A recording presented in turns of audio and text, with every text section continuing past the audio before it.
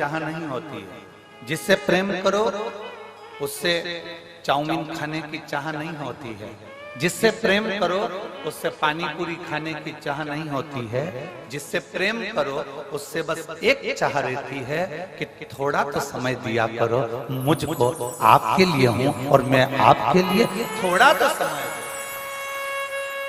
जिससे प्रेम होता है बस समय की चाह करती है। पत्नी पति से कह देती क्या ये फालतू का लफड़ा लगा कर रखा है, दिन भर दिल्ली जाना, नोएडा जाना, यहाँ जाना, वहां जाना, वहां जाना। कम से कम हम आपसे प्रेम करते हैं, थोड़ा समय तो दिया करो।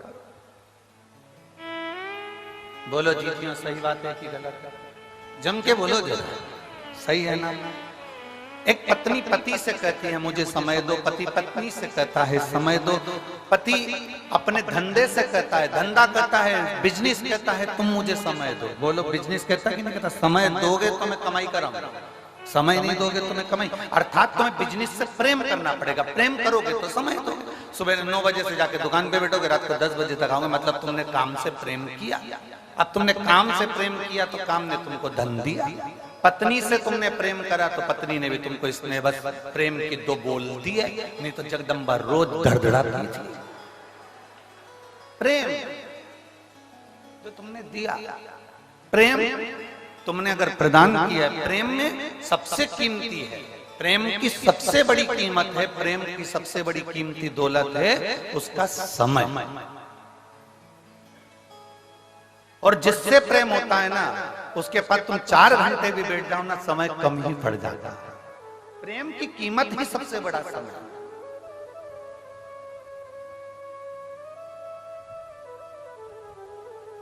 अब गुरु को क्या चाहिए? चांदी के खड़ा ला कर दो, गुरु कभी कहता है? जम के बोलो जरा।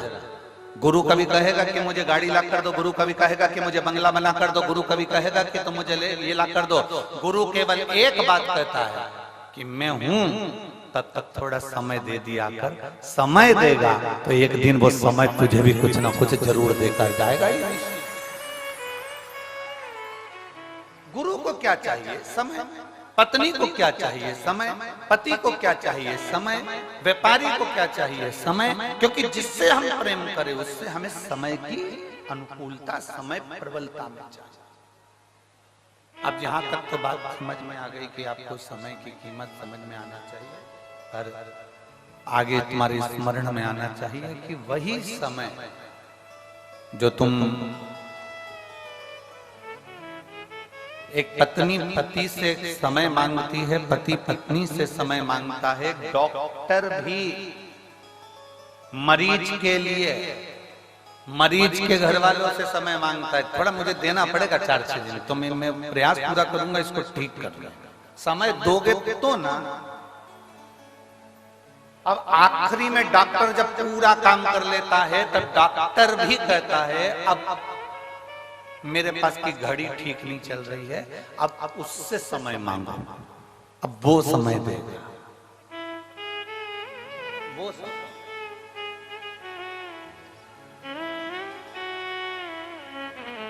और अब उससे प्रार्थना करी, उससे निवेदन करा, उससे विनती करी, उससे चाकरी करी। तो जब हम उससे प्रार्थना करें, उससे विनती करें, तो उसने भी अपने खाते खोल कर देखा, डायरी निकाली भोलेनाथ जी ने, और डायरी निकाल कर देखा, जरा देखो तो राम बाबू को देखो, राम बाबू को इसने शंकर जी को कितना समय दिया था, देखो जरा। तो इन्होंने कहा साहब वो सिरसा में कथा चल रही थी तारा बाबा की कुटिया में, तो ये 2 घंटे पहले तो कथा में आ गया था और 3 घंटे की कथा सुनी, और 3 घंटे की कथा में भी 2-4 आधा घंटा तो इसने यूं ही निकाल दिया घूमने फिरने में। तो इसका आधा घंटा तो काट दो और बाकी का जितना समय बचा है, एक काम करो, इसने शिव कथा में समय दिया, गुरु की सेवा में समय दिया, परमात्मा की सेवा में समय दिया, शिव पुराण में समय दिया, इसलिए इसकी अंत घड़ी में भी इसका समय बढ़ा दिया जाए, इसको समय दिया। फिर वो कल वाली बात आ गई,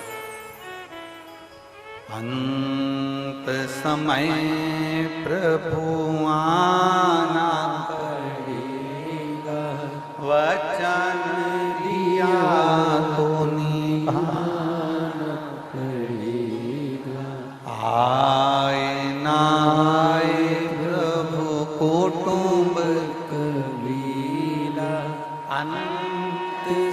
में प्रभु आना पड़ेगा, वचन दिया तो निभाना पड़ेगा, और अंत समय प्रभु आना पड़ेगा।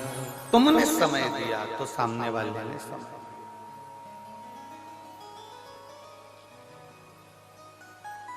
अब तुम्हारे पास समय ही नहीं है।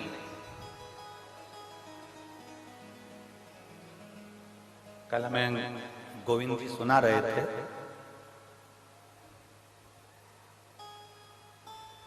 गोविंद जी सुनाते बहुत अच्छा है।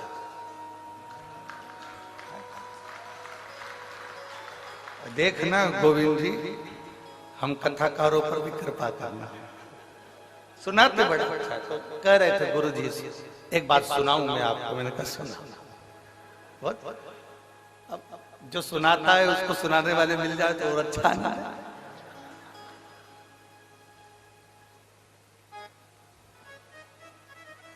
कल किसी एक भक्त का मैसेज भी आया, उसने कहा गुरु जी हरियाणा में सब दमदार लोग रहते हैं।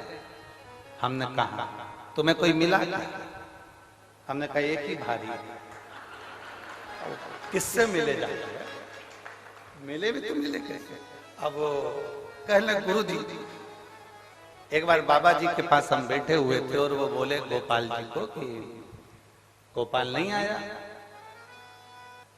तो कहा बाबा जी निकले हैं, अब आएंगे तो वो गाड़ी से चले हैं नोएडा आदि से, तो वो धीरे धीरे धीरे धीरे पहुंचेंगे। अब लंबा सफर 300 किलोमीटर का।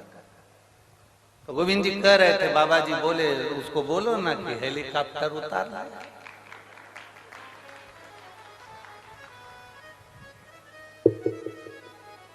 ये गुरु के शब्द नहीं है। गुरु का जो तप है, गुरु की जो साधना है,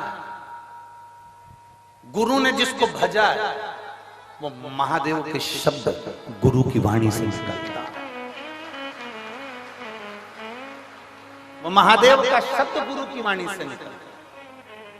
हमने पहले भी आपको कथा में कहा, सियोर वाला महाराज कभी शिव पुराण की कथा नहीं बांट सकता और हमारी सामर्थ्यता भी नहीं। आप लाखों की संख्या में आते हो, रात भर से नींद नहीं आई, गोविंद जी से पूछो इनसे। और एक वो इनकी वो बेटी कहाँ गई, वो दिन भर सेवा में लगी रही, टेंट कहाँ कहाँ लगाना है, क्योंकि कल जितने पंडाल बनाए थे उसमें पांव रखने की जगह नहीं थी, एक भी पंडाल के।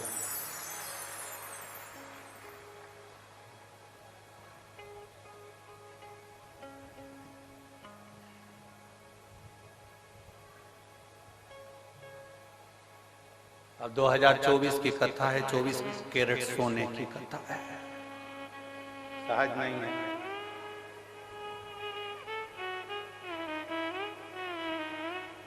शिव तत्व, शंकर को पहचानना, गुरु को पहचानना, सतगुरु को पहचानना, संत को पहचानना, भगवंत को पहचानना, माता पिता को पहचानना। गुरु के कभी शब्द नहीं है। शब्द उस परमात्मा के जो उसने जपा है, जो उसने साधना करी है, जो उसने भजा है, जिसकी वो आराधना करता है, शब्द उसके हो, गुरु के शब्द नहीं।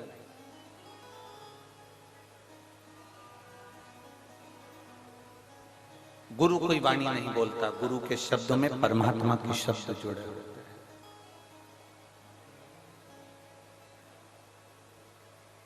सहजता नहीं है गुरु की वाणी।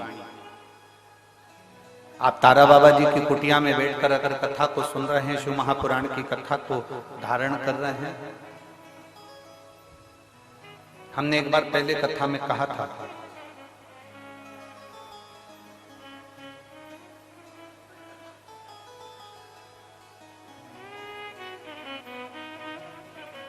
गाय जंगल में चरती है, परंतु कभी गाय कहीं फंसती नहीं है।